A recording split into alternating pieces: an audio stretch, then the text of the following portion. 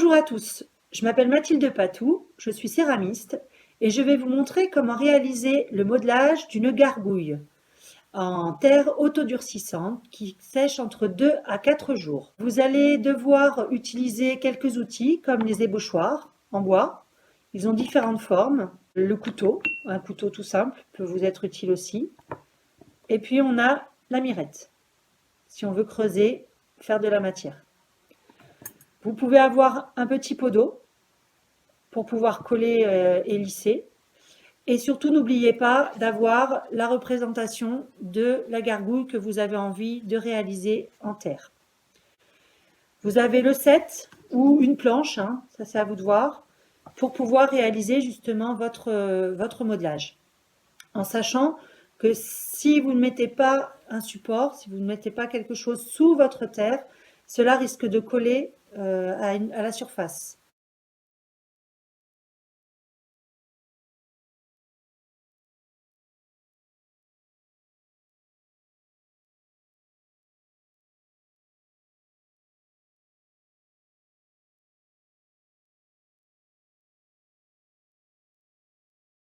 Donc nous allons utiliser cette terre. Au démarrage, on utilise des morceaux de terre à peu près de cette taille-là. Ces morceaux de terre vont vous servir, en fait, quand vous allez les mettre les uns sur les autres, à mettre en place la structure de votre gargouille, comme une ossature. Donc progressivement, vous allez poser vos morceaux de terre les uns sur les autres, vous appuyez bien pour éviter justement qu'il y ait des poches d'air entre les morceaux que vous mettez et le morceau de base. Si vous le posez uniquement comme ça, la terre va se détacher et risque de tomber, donc votre structure sera fragile. Il faut que vous puissiez la poser en appuyant un petit peu et ensuite lisser dessus, de cette manière-là. Et en même temps, vous pouvez continuer de la monter, puisque plus vous allez appuyer dessus, plus vous risquez d'avoir une galette. Le but, c'est que votre gargouille, vous puissiez la faire verticalement.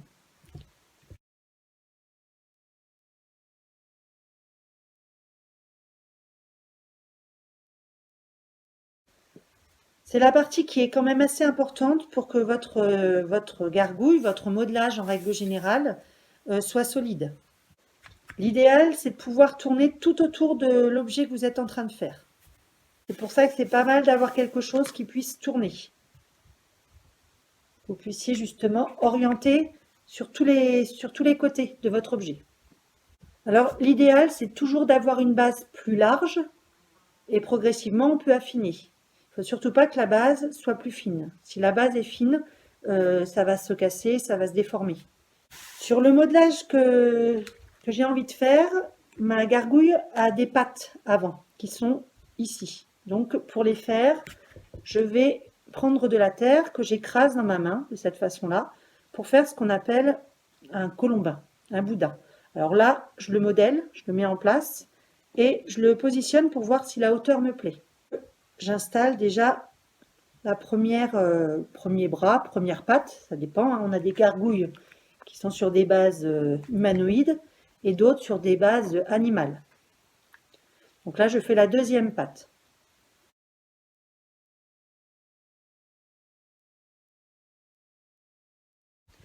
Alors toutes les sculptures que vous pourrez voir, soit sur les documents, soit en allant directement voir les différents édifices de la ville d'Auxerre, sont faites en pierre, donc taillées, et d'un seul bloc de pierre.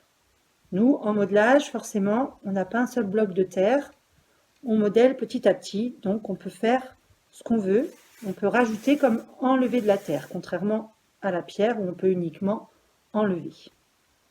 Donc là, j'ai mis en place les deux pattes. Ensuite, je vais renforcer un petit peu la tête pour montrer où elle se situe et rajouter des morceaux de terre à nouveau. Quand on observe les gargouilles, on voit qu'elles ont toutes des bouches puisque leurs bouches servent justement, elles sont ouvertes et elles servent justement à évacuer l'eau de pluie.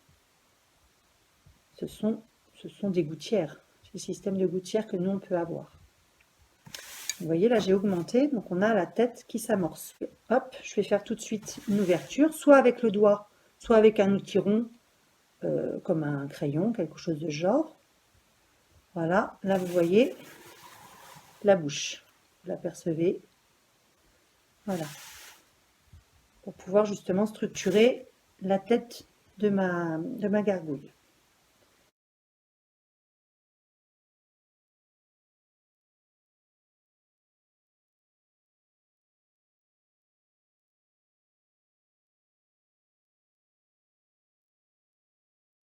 Alors pensez toujours à bien tenir, hein. Évitez d'appuyer et que ça risque de tomber comme ça. Tenez bien toujours, vérifiez qu'en bas ça tienne bien.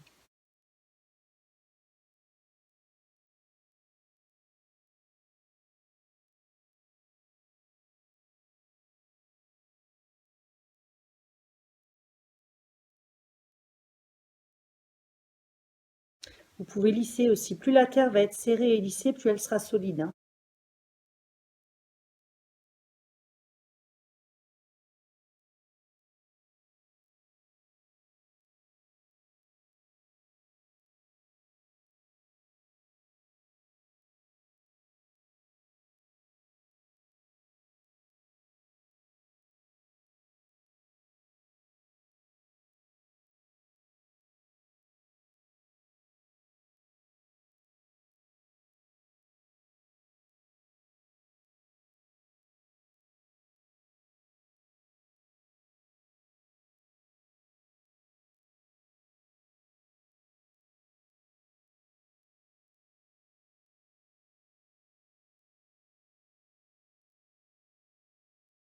Alors même avec de la terre autodurcissante, il est toujours plus utile de bien serrer la terre. Elle sera toujours plus solide, hein. Si vous utilisez une terre à cuire, vous avez la possibilité de cuire. À ce moment-là, il faut faire attention aux bulles d'air pour éviter justement que là, il y ait de la casse à la cuisson.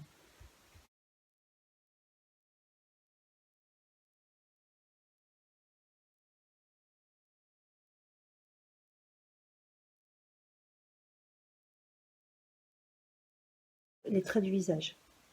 Donc là, on va essayer de remplir, si on veut que le personnage ait des pommettes, par exemple, on va rajouter des plus petits morceaux de terre.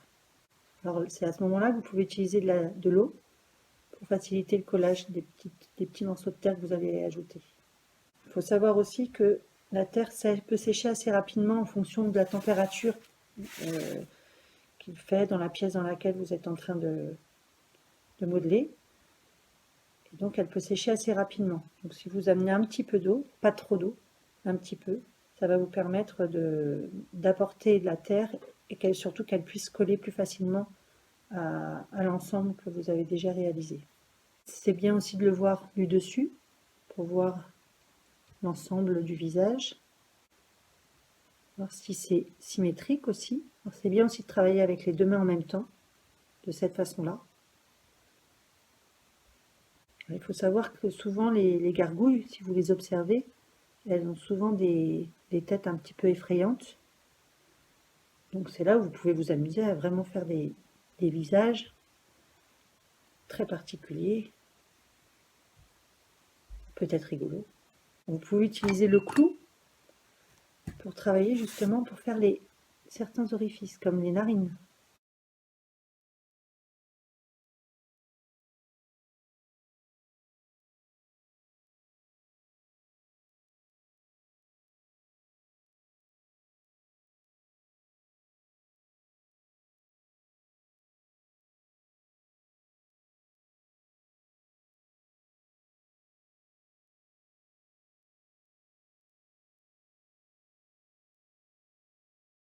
Alors, on a des outils naturels, je vous disais les mains, des fois qui sont un petit peu trop gros. C'est pour ça que les outils en bois ou en métal sont bien utiles parce qu'ils peuvent être plus fins. Donc, allez justement travailler à des endroits où vos doigts sont un petit peu gros. Je vais faire des oreilles. Je prends une petite boule de terre, comme celle-ci. Je vais juste la rendre un petit peu pointue sur un espace. Voilà. Et je vais l'écraser un tout petit peu et l'allonger à la fois. Hop, voilà. Comme une feuille. Et je vais mettre de l'eau là où j'ai envie qu'elle s'accroche. Voilà. Vous voyez. Et ensuite, je vais devoir accrocher avec les outils justement en bois, parce que là, c'est l'eau qui permet de coller, et ça ne suffit pas. Donc quand on accroche, on applique de cette façon-là.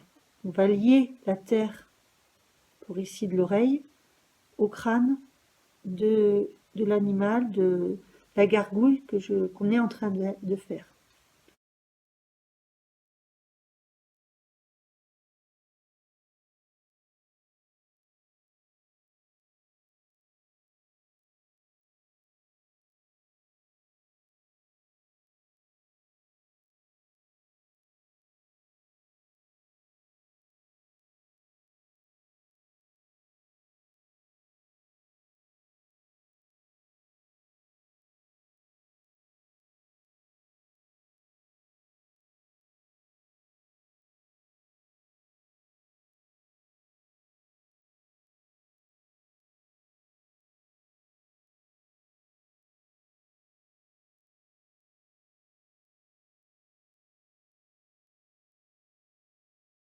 Pour lisser, vous pouvez utiliser le même outil, hein, et lisser au fur et à mesure.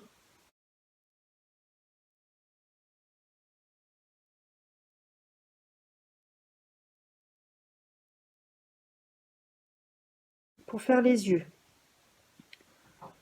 vous devez de la même façon avoir un petit morceau de terre, le coller, donc pareil, une petite pointe d'eau dans l'orifice, hein, vous voyez, dans les creux que j'ai pu faire. Vous posez cette petite boule à l'intérieur et vous appuyez délicatement dessus. Ensuite, vous allez justement lui donner une forme un peu plus réaliste vis-à-vis de l'œil. Donc là, j'utilise toujours mon ébauchoir, toujours le même. Et à ce moment-là, j'appuie. J'accroche comme pour l'oreille, tout autour.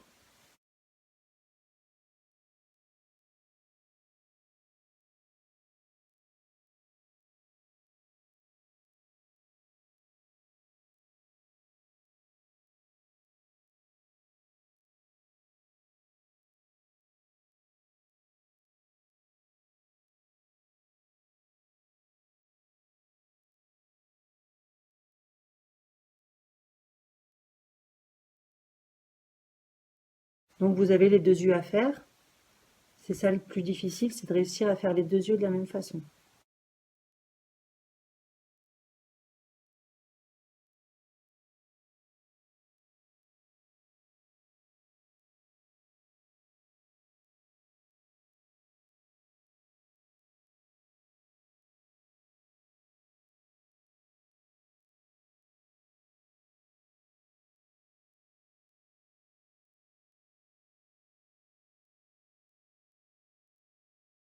C'est à lisser un petit peu l'ensemble avec un tout petit peu d'eau, vraiment pas grand chose. Ce que vous pouvez faire aussi, là le modèle que j'ai, il a des ailes,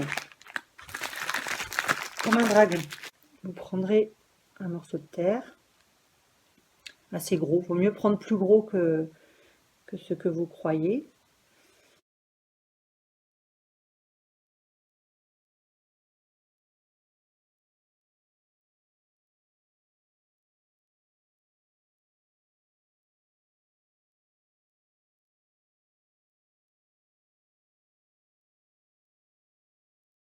On laisse quand même une partie un peu épaisse pour l'accrochage.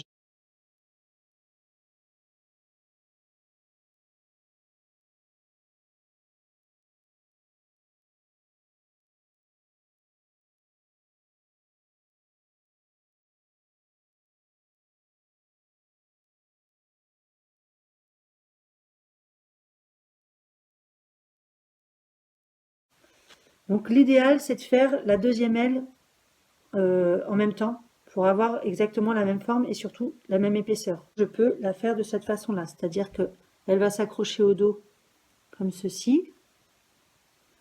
Et justement, on pourra voir un petit peu l'ensemble de cette façon-là.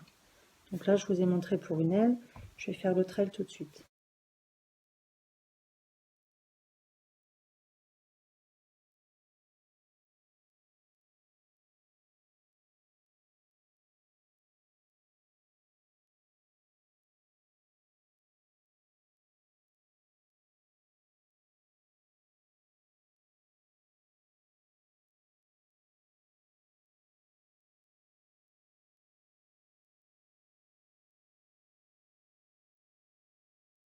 Donc ensuite, je trace, j'appuie pas trop fort. Je suis le contour de ma précédente aile.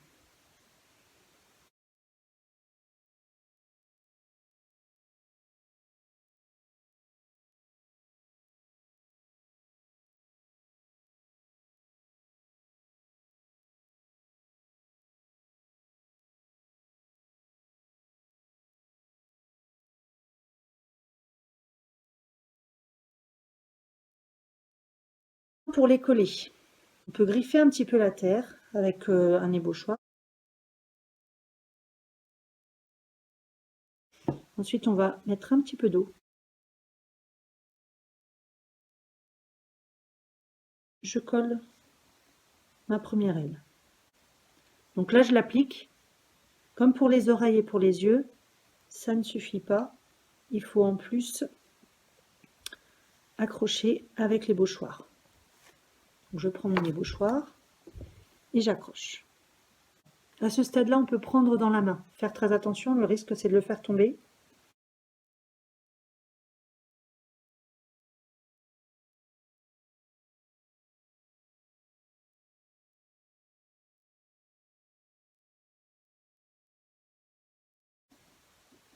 Si on veut donner des effets un petit peu d'aile ouverte, comme ceci, à ce moment-là, on n'accroche pas trop la pointe. Par contre, il faut essayer d'accrocher un maximum à l'intérieur, ici.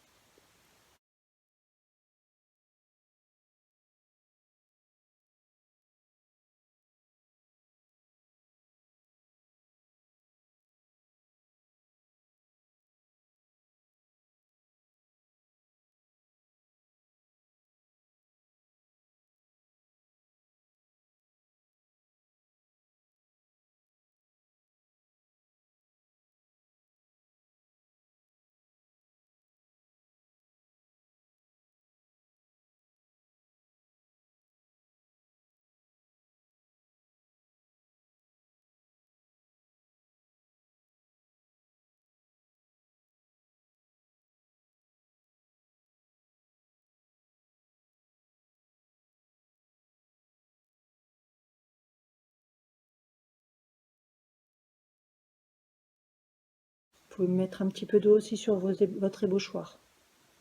Ça permet aussi d'accrocher, de lier avec un peu d'humidité, surtout votre base qui commence un petit peu à sécher.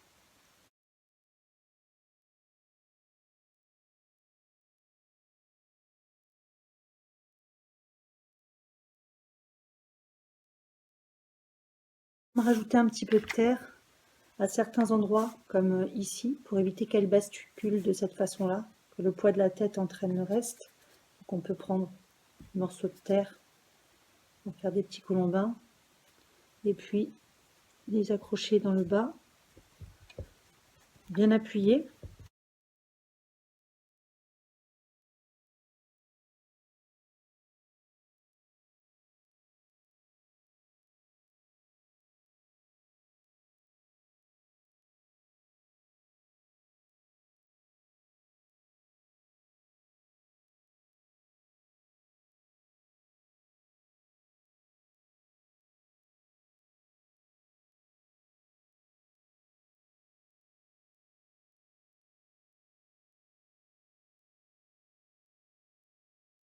Vous pouvez dessiner dessus, donc vous pouvez graver justement des formes pour donner un aspect peut-être plus en relation avec une structure animale, donc comme la chauve-souris.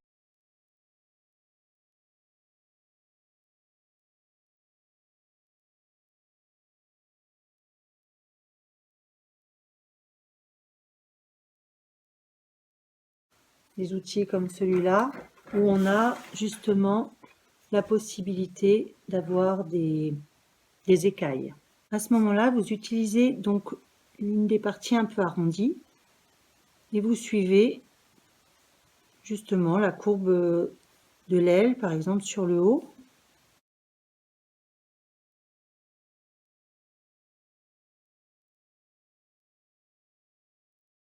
Et ensuite, vous faites une deuxième ligne.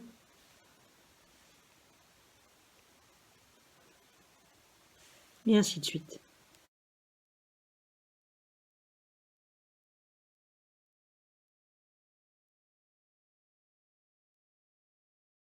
Alors, essayez d'avoir toujours une main derrière pour éviter de justement déformer les surfaces sur lesquelles vous travaillez. Vous voyez les effets que ça peut donner?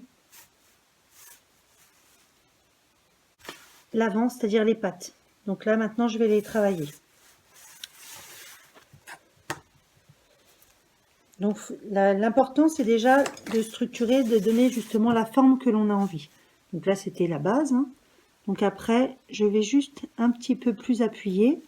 J'ai une patte qui est plus grosse que l'autre, le bas de la patte. Donc celle-ci, je vais la faire un tout petit peu plus grosse aussi. Je rajoute de l'eau, comme ça, à sécher un petit peu.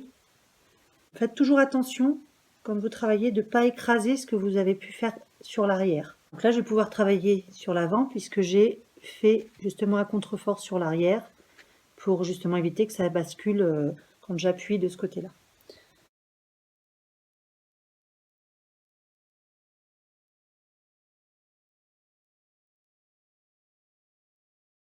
Je rajoute des épaules.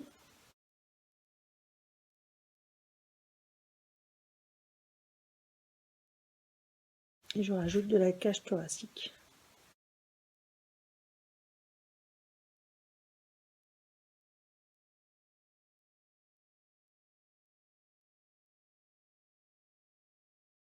C'est comme pour le visage, travailler en parallèle, les deux mains sur une patte, sur l'autre patte, pour justement essayer d'avoir quelque chose qui soit plus harmonieux.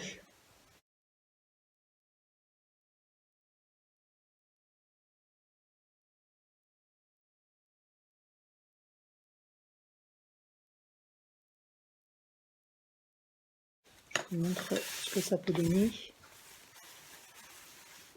Voilà. Par rapport à la cage thoracique, on peut encore lui amener un peu plus dessus de volume, hein. Et puis les épaules, elles sont un petit peu plus formées.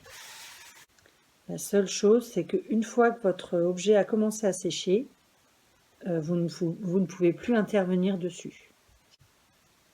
Que ce soit la terre autodurcissante ou une terre de modelage qui se cuit au four. Je rajoute encore des épaules pour donner une posture, qu'elle soit de face, de profil. Voilà. Voilà. Déjà là, on voit le cou, l'épaule qui s'amorce un petit peu plus. Et la cage thoracique. Les gargouilles, ce qui est important, c'est la tête, puisque le but d'une gargouille, c'est d'évacuer l'eau. Et donc sa position, comme vous la voyez sur les églises, les abbayes, les cathédrales, justement, elles sont positionnées comme ça, contre la paroi, pour pouvoir justement évacuer l'eau. J'espère que cette petite démonstration vous aura plu, que cela vous aidera pour pouvoir faire votre propre gargouille. Si vous avez des questions, mon adresse mail figure sur le lien et la box. N'hésitez pas, je peux vous donner des solutions et n'hésitez pas surtout à envoyer vos résultats par photographie.